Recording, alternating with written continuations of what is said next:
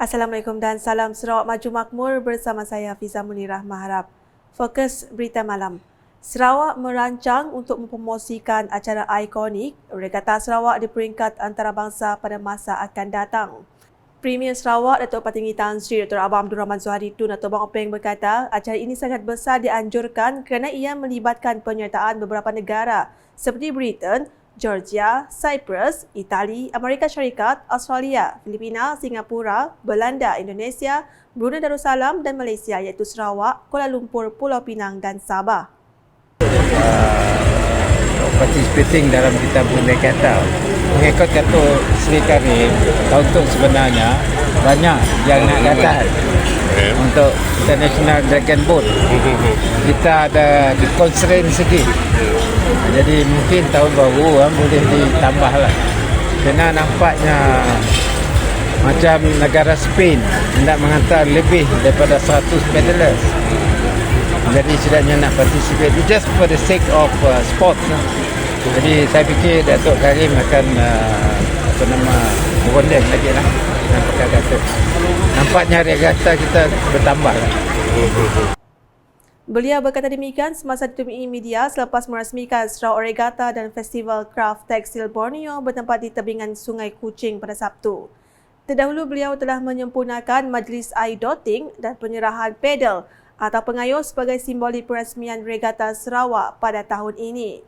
Sejurus selepas itu, Premier Sarawak bersama div-div kehormat lain telah mengunjungi reruai jualan kraft tangan serta menyempurnakan mini pelancaran Festival Kraft Tekstil Borneo.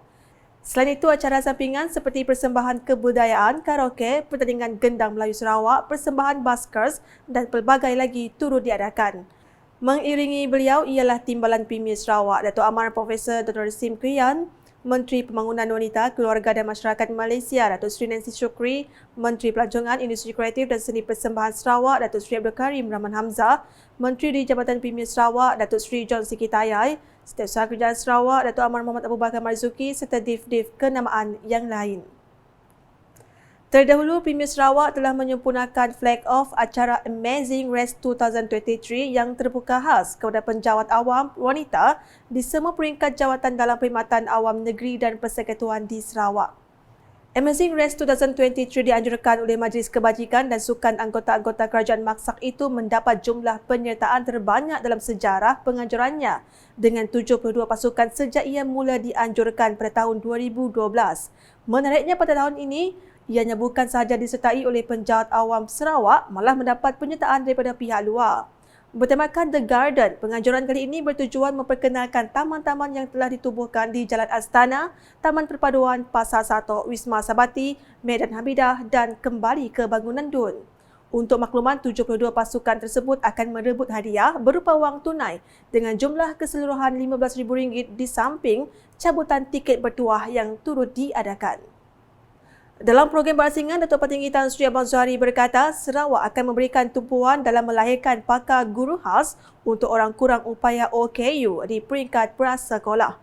Menurutnya, tumpuan akan dijalankan oleh Kementerian Pembangunan Wanita, Kanak-kanak dan Kesejahteraan Komuniti Sarawak KPWK melalui sedidik bagi melahirkan guru yang mempunyai latihan secara khusus untuk anak-anak OKU di prasekolah. Tambahnya, peruntukan telah pun diberikan kepada Universiti Swinburne untuk melahirkan guru terlatih. Dan saya telah memberi peruntukan yang khas kepada Swinburne University untuk melahirkan guru yang terlatih. Dan universiti ini pun ada pengkhususan di Melbourne. Kerana di Australia, bantuan mereka adalah khusus dari sudut latihan guru. Jadi guru kita akan kita latih di kampus Sarawak dan kalau dia nak tingkatkan specialize master's degree untuk sasaran macam orang autisma, kita akan menghantarkan guru ini berlatih di Australia. Beliau berucap demikian dalam majlis perasmian kempen kesedaran autisme peringkat negeri Sarawak di Sekolah Seni Malaysia Sarawak pada Sabtu. Ujarnya kali ini merupakan langkah pencegahan kerana apabila Sarawak mempunyai guru-guru terlatih, maka pendekatan untuk mengajar lebih berkesan kepada anak-anak autisme. Saya bukan kata guru normal, guru sik berkesan, tidak. Tapi keadaannya. Kalau anak kita OKU ni, dia ada masalah. Jadi psikologinya lain daripada kita mengajar anak-anak biasa. Selain itu, Datuk Petinggi Tan Sri Ahmad Zahari menambah Kerajaan Sarawak juga sentiasa bekerjasama dengan Kementerian Pembangunan Wanita, Keluarga dan Masyarakat dan Kerajaan Pusat dalam menyokong usaha sebegini. Dalam hal ini, beliau menekankan pentingnya untuk sentiasa bekerjasama memberikan pendekatan yang lebih efektif kepada anak-anak OKU dan autisma khususnya. Dalam hal itu, beliau turut menyampaikan geran aktiviti RM20,000 untuk setiap persatuan iaitu Kuching Autistic Association, Cebu Autistic Association dan Persatuan Pembimbing Komuniti Autisma Kuching PEKA. Keperkembangan di Cebu. Bandar Cebu tidak terkecuali dalam perancangan pembangunan teknologi komunikasi 5G di Sarawak. Timbalan Menteri Kesihatan Awam, Perumahan dan Kerajaan Tempatan Sarawak, Datuk Michael Tiang Ming Ti berkata, menerusi sesi Town Hall mengenai pembangunan telekomunikasi Sarawak, ia dapat merungkai beberapa pertanyaan daripada masyarakat Cebu berkaitan dengan pembangunan 5G tersebut. Sarawak announced about 5G programs. State minister used to talk about 5G program, but they never mentioned about Cebu. They mentioned about Kuching, Bintulu, and Miri. So I received a lot of phone calls and concern from Cebu public, the people saying that why Cebu was left out. But now, today, as we understand, from the today's presentation, Cebu was not left out. Cebu very much in the plan. Katanya ketika ditemui media selepas selesai sesi town hall tersebut di Dewan Kompleks Islam Cebu pada Khamis. Katanya Cebu akan menjadi satu lagi hub bagi pelabur untuk menjalankan perniagaan di sini sambil menambah bahawa teknologi telekomunikasi 5G amat penting pada masa ini. Justru dia berharap perkara tersebut mendapat sokongan daripada orang ramai, terutama penduduk Cebu mengenai pembangunan teknologi 5G ini. So today's sessions, which I took the initiative to ask SMA to organize this town hall discussion for Cebu people so that they understand what Sarawak and federal government has their plans for our telecommunications development. And that's very important because we are in the digital age. And we don't want to be left behind, especially Sarawak, especially Cebu. Manakala di Sarike, skim pembesaran kampung SPK Selalang Baru Sarike yang merupakan projek rakyat bukti segala perancangan yang dilaksanakan oleh Kerajaan Sarawak demi kesenangan dan kesejahteraan rakyat. Timbalan Menteri Perancangan Bandar Pentadbiran Tanah dan Alam Sekitar Sarawak, Datuk Len Talif Saleh berkata, projek seperti ini akan memberi manfaat kepada rakyat khususnya di kampung Selalang Baru Sarike. Oleh sebab itulah tuan-tuan dan puan-puan, saya mohonlah kerjasama kita orang semua supaya terus membantu saya untuk menolong kita orang untuk membangunkan Selarang itu. Banyak lagi yang di sekolah kita di Selarang itu. Tempat kemudian main sport pun ada, tempat kita orang berdagang pun ada, banyak. Oleh sebab itulah harus satu-satu program yang kita adakan untuk rakyat biaya untuk memperbesarkan skim kampung kita itu. Jadi hari ini kita mengucapkan terima kasihlah kepada Jabatan Tan Haji Sabit kena memberi perhatian khusus untuk Selarang supaya kita dapat memajukan perusahaan itu seperti perusahaan-perusahaan yang lain di Sarawak. Jadi beliau berucap demikian semasa majlis penyerahan surat tawaran SPK Selalang Baru di Dewan Masyarakat Kampung Selalang pada Jumaat. SPK Kampung Selalang Baru ini menyediakan sebanyak 140 lot kediaman dan sebanyak 83 lot diluluskan, manakala sebahagiannya telah pun diserah pada 30 Mac 2021 dan baki sebanyak 37 lot diserah pada majlis tersebut.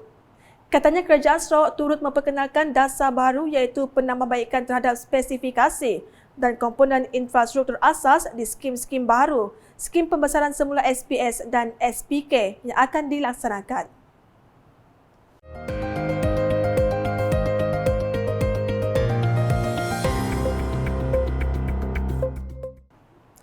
Beralih ke laporan pilihan raya PRK Dun Jepak. Pekebun kecil diseru agar menyertai pusat timbang Koperasi Penanaman Sawit Mampan KPSM bagi memudahkan ahli mendapatkan bantuan yang disalurkan oleh kerajaan.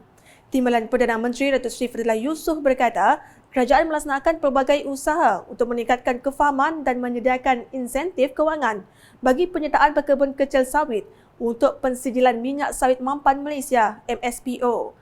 Jelasnya, dengan melaksanakan pengeluaran minyak sawit mampan, pekebun kecil dapat menghasilkan buah tandan segar yang berkualiti tinggi dan secara langsung meningkatkan kadar perahan minyak. Adakah ia diiktiraf dia? MSPO salah satu yang kita minta supaya dipertimbangkan dalam audit proses.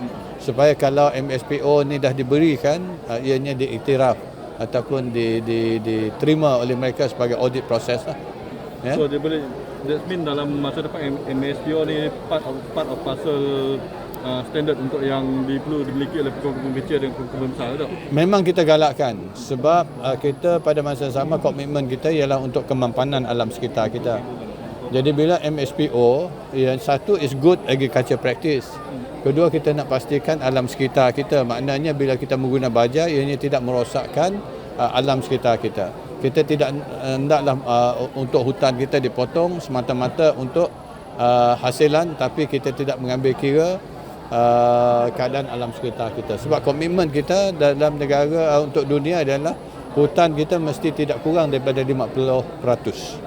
Sebab itu kita kena imbangilah keperluan untuk penanaman hasilan, pada masa sama kita tidak mengorbankan alam sekitar kita. Ini komitmen. Beliau berkata demikian ketika ditemui pemberita selepas merasmikan program pemantapan MPSO Pekebun Kecil Negeri Sarawak dan perasmian Pusat Timbang Koperasi Penanaman Sawit Mampan KPSM Daerah Tatau di bangunan Koperasi Penanaman Sawit Mampan Bintulu pada Sabtu. Untuk makluman, sehingga 30 September 2023, sebanyak 69 buah KPSM telah ditubuhkan di seluruh negara. Sehubungan itu, beliau yang juga Menteri Peladangan dan Komoditi berkata, kerajaan telah menyediakan bantuan kepada KPSM bagi pembinaan pusat timbang bagi jualan berkelompok buah tandan segar yang diusahakan oleh pekebun kecil. Dan saya pada masa yang sama, kerajaan akan membantu koperasi untuk menubuhkan pusat timbangan. Dan di sinilah pendapatan sebenarnya koperasi. Di samping tuan-tuan dan puan-puan yang dapat menghantar dolok menjual kepada kilang ataupun orang tengah, sekarang melalui koperasi. Hantar ke pusat timbangan koperasi ini nanti akan berurusan dengan kilang dan sebagainya. Dan inilah sebenarnya dilaksanakan untuk meningkatkan pendapatan tuan-tuan dan puan-puan. Di samping untuk kita menggalakkan supaya koperasi boleh membantu untuk pastikan pekebun kecil ini akan dapat mengusahakan untuk mematuhi bukan saja MSPO, tapi lebih utama bagaimana nak mengadakan usaha peladangan mereka secara yang baik dan betul. Macam ni nak memberi baja apa yang digunakan dan sebagainya untuk memastikan supaya hasilan kita orang kelak akan bertambah lebih baik, bermutu, berkualiti dan hasilannya akan dapat meningkatkan pendapatan kita orang semua. Berikutnya, sifat industri pelancongan yang inklusif menggalakkan masyarakat tempatan khususnya penduduk luar bandar untuk terlibat dalam aktiviti menjana pendapatan termasuk sebagai pengusaha inap desa. Menteri Pelancongan Seni dan Budaya Malaysia MOTEK, Datuk Seri Tiong King Sing berkata, kementeriannya terus komited untuk memberi kesedaran berkaitan pengwujudan inap desa dan bersedia menyediakan bantuan khidmat nasihat kepada penduduk luar bandar yang berminat menceburi aktiviti tersebut. Ahli Periman Bintulu itu menjelaskan industri pelancongan menjadi antara penyumbang utama kepada pendapatan negara sejak sedekad yang lalu. Sehingga sekarang kita sudah ada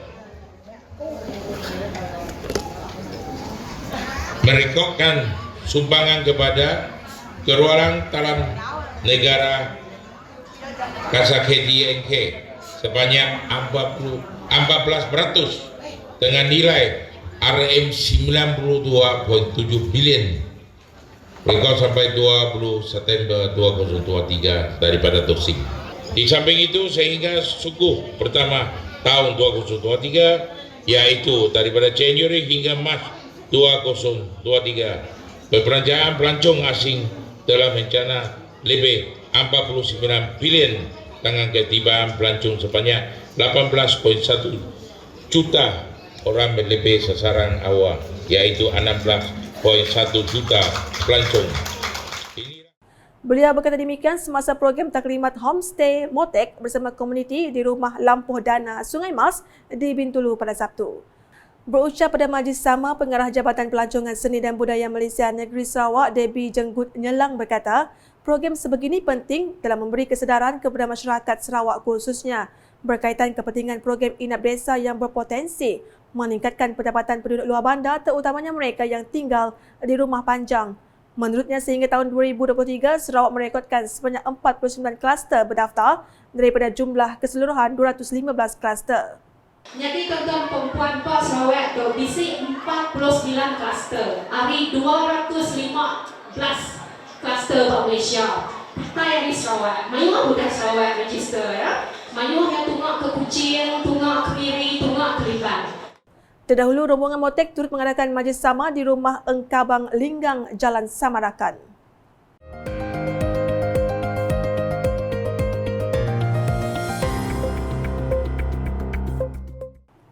Sekian edisi malam bersama saya Fiza Munirah. Berita berlanjut boleh didapati di semua platform media sosial UKAS termasuk portal ukas.sarawak.gov.my dan UKAS channel di YouTube. Sebelum mengakhiri buletin UKAS malam ini, saksikan sorotan Majlis Perasmian Sarawak Regatta dan Perasmian Festival Kraft Tekstil Borneo yang disempurnakan oleh Premier Sarawak bertempat di tebingan Sungai Kuching pada Sabtu. #saluran informasi rakyat. Salam UKAS.